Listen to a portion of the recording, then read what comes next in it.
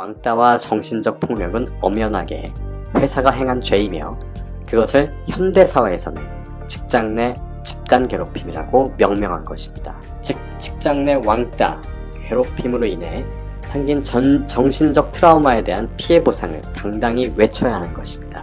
그 방법은 바로 이미지 메이킹과 비슷한 것일 수도 있는데 바로 시한폭탄 같은 직원이 되셔야 한다는 겁니다.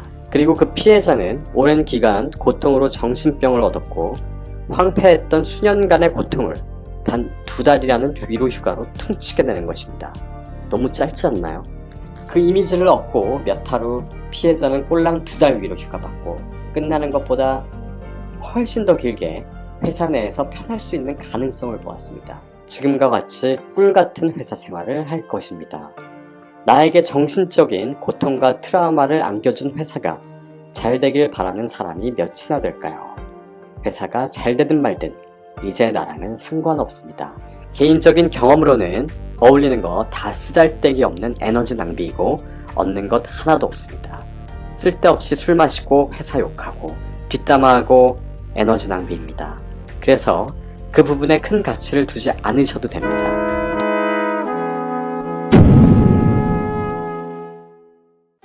오, 직장 내 괴롭힘. 직장 내 왕따들이여 가만히 있지 말자. 직장 내 괴롭힘법 이용하기. 모든 폭력의 가해자들이 하는 얘기가 있습니다. 바로 그 피해자가 그렇게 된 데에는 그럴 만한 이유가 있다고 말이죠. 가해자가 폭력을 대하는 생각이 저러하니 폭력이 계속되는 겁니다.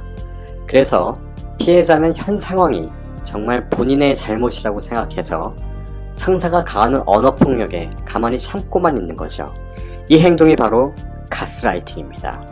가해자는 피해자가 잘못했기에 자신의 폭력이 정당하다고 생각하고 계속 정신적 폭력과 언어폭력을 가하는 것입니다.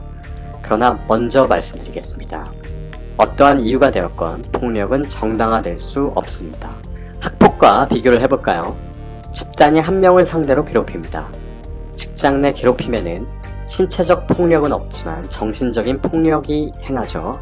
집단 내 왕따 괴롭힘은 직장에서 여러 명이 한 명을 괴롭히는 것입니다. 학폭에서도 가해자들은 얘기합니다. 피해자가 먼저 상식에 어긋난 일을 행했다고요. 그래서 어쩔 수 없이 폭력을 가하게 되었다고요. 여러 명에서 한 명을. 그러나 다시 한번 말씀드리지만 그 어떠한 경우에도 폭력은 정당화될 수 없습니다.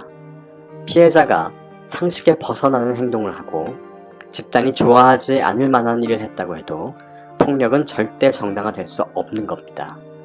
그래서 학폭은 어떠한 경우에도 용서받을 수 없는 짓이고 예외 없이 그 가해자들을 처벌합니다. 같은 맥락에서 직장 내 제로 톨러런스, 예외 없이 그 가해자들을 처벌합니다. 같은 맥락에서 직장 내 왕따와 정신적 폭력은 엄연하게 회사가 행한 죄이며 그것을 현대사회에서는 직장 내 집단 괴롭힘이라고 명명한 것입니다. 지금도 어딘가에서 회사와 상사가 가하는 폭력이 폭력인 줄 모르고 이겨내려고 혼자 끙끙 앓고 있는 직장인이 있을 것입니다. 저는 그 사람들에게 얘기해주고 싶습니다. 당신이 받고 있는 것은 정당한 회사의 지시가 아니라 회사가 당신에게 가하는 폭력이며 이것은 엄연히 죄라는 사실을 말입니다. 그래서 당신은 그러한 폭력으로 인해 망가진 자신의 삶과 정신적 피해에 대해서 정당하게 피해 보상을 요구해야 하고 가해자는 행한 죄에 맞는 처벌을 받아야 합니다. 즉, 직장 내 왕따, 괴롭힘으로 인해 생긴 정신적 트라우마에 대한 피해 보상을 당당히 외쳐야 하는 것입니다. 그러나 여기서 우리는 딜레마에 빠집니다. 그것은 바로 직장 내 괴롭힘으로 노동청에 신고한 후의 생활에 대해서 말입니다. 학교 때와는 다르게 직장은 내 생활의 밥줄입니다. 여기에서 나오는 월급으로 생활비를 써야 하고 혹시라도 결혼해서 가정이 있는 사람이라면 이 월급은 놓쳐서는 안 될 아주 소중한 금전적 가치입니다.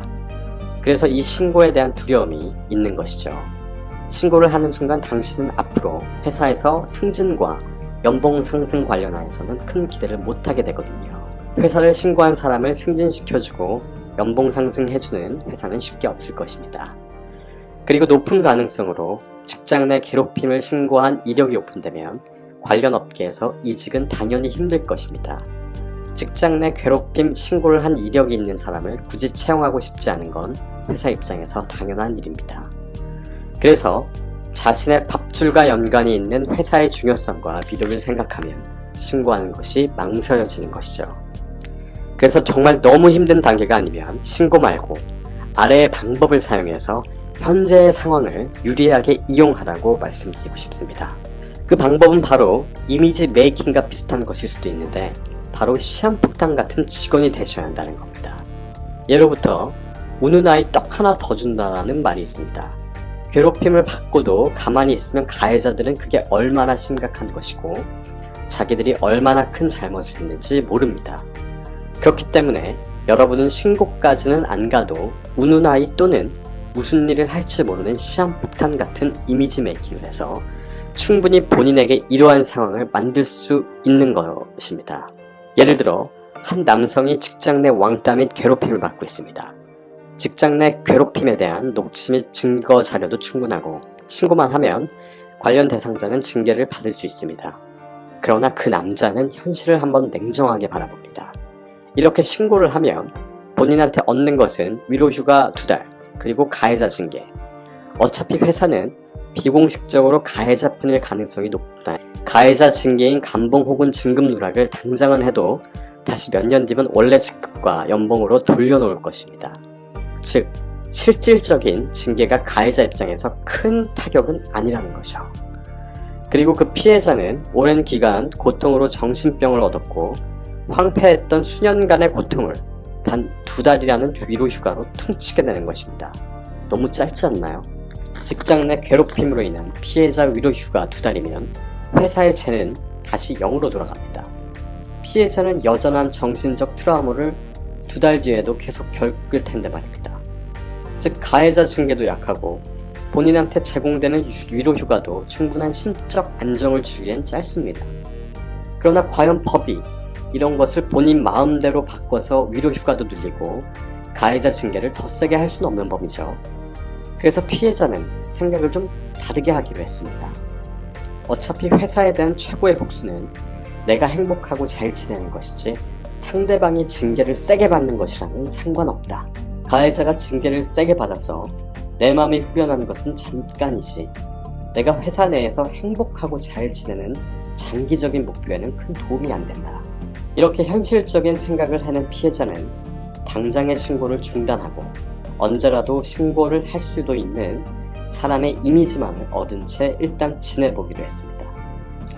그 이미지를 얻고 몇 달 후 피해자는 꼴랑 2달 위로휴가 받고 끝나는 것보다 훨씬 더 길게 회사 내에서 편할 수 있는 가능성을 보았습니다. 왜냐하면 언제라도 직장 내 신고를 할 수 있는 이미지와 더불어 회사로 인해 정신적 고통을 받는 것을 열어놓았기 때문입니다. 처방전, 진단서, 인사과의 제출, 직장 내 괴롭힘으로 인해 생긴 병이라는 것을 암시함. 그래서 이제 이 피해자는 적당히 본인 할 일만 하고 칼같이 퇴근을 하는 생활을 할 수 있게 되었습니다. 본인에게 정신적 병을 안긴 회사를 위해 열정적으로 일할 필요는 없죠. 그래서 인사과 이슈 없을 만큼의 주어진 업무만 하고 공식적인 퇴근 시간이 되면 땡 하고 바로 퇴근합니다. 이렇게 회사에서 편안하게 있으면서 아낄 수 있는 에너지로 퇴근 후 운동을 해서 본인 건강을 찾고 나만의 기술 연마해서 퇴근 후 부업이라는 일을 통해 돈도 벌 수 있습니다. 이제 피해자는 회사 출근 전 스트레스나 직장 내 사람들과 부딪힐 일도 없어졌습니다. 업무 스트레스도 없고 직장 내 사람 스트레스도 없어지니 회사 다니는 것이 너무 행복하고 가해자와는 적당히 목례 정도만 하고 쌩까고 사니 그게 오히려 더 후련했습니다.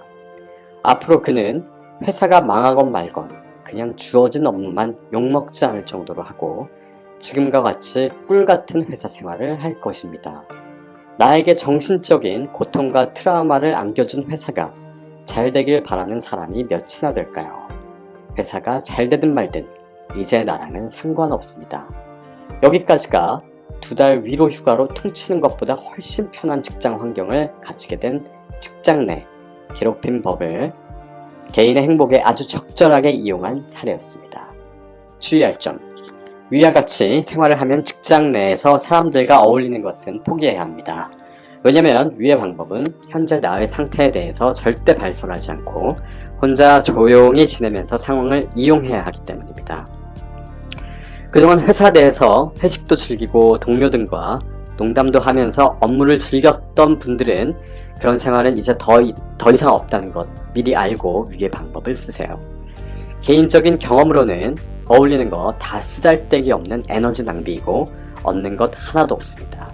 쓸데없이 술 마시고 회사 욕하고 뒷담화하고 에너지 낭비입니다. 그래서 그 부분에 큰 가치를 두지 않으셔도 됩니다. 퇴근하고 진짜 마음 맞는 친구들 따로 만나시거나 회사를 위함이 아닌 나를 위한 자기 개발에 시간을 쏟는 게 훨씬 나을 겁니다.